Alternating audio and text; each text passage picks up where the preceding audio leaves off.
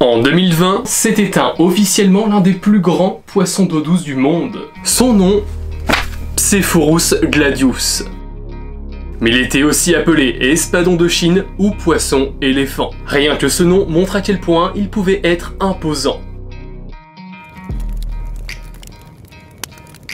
Originaire du plus long fleuve d'Asie, le Yangtze, l'espadon de Chine faisait partie de l'ordre des Accipensaeriformes.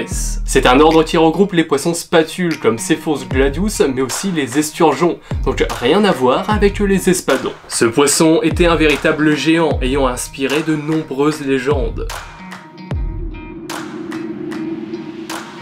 Mesurant en moyenne 4 mètres de long pour 250 kg, certains témoignages rapportent néanmoins que plusieurs individus avaient dépassé les 7 mètres de long pour un poids de 450 kg, faisant ainsi de Psephorus gladius un des plus grands poissons d'eau douce du monde.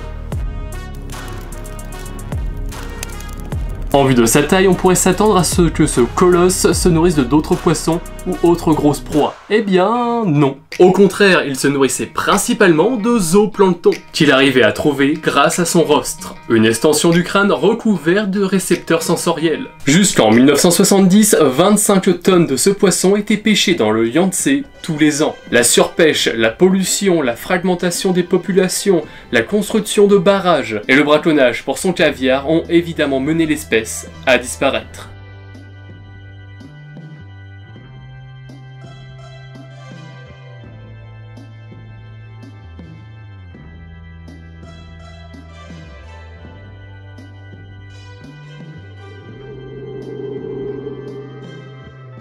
En 1996, l'espèce est classée comme en danger critique d'extinction. Mais c'était évidemment trop tard. Plus aucun espadon de Chine n'a été revu dans la nature depuis 2003. Entre 2017 et 2018, des recherches scientifiques sont lancées. Le but, retrouver un spécimen sauvage dans la nature. Mais aucun espadon de Chine n'a été retrouvé. En 2020, l'espèce est officiellement déclarée éteinte.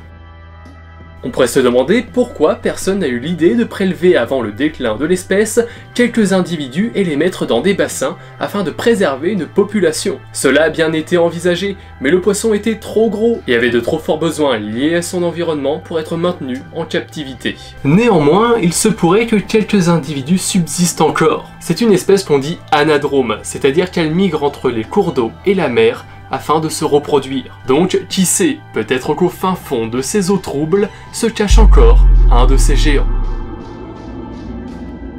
Bon, il est sûrement trop tard pour cette espèce, mais tâchons de ne pas commettre la même erreur pour les autres êtres vivants fascinants qui peuplent notre planète. Bon et bien voilà, c'est la fin de cette vidéo, et c'était un tout nouveau format. Est-ce que ces vidéos sur les espèces disparues vous plaisent? Car personnellement, j'ai plutôt adoré écrire le script, faire la mise en scène et surtout aborder ce sujet qui me tenait plutôt à cœur. En tout cas, nous, on se retrouve pour de prochaines vidéos. Allez, salut!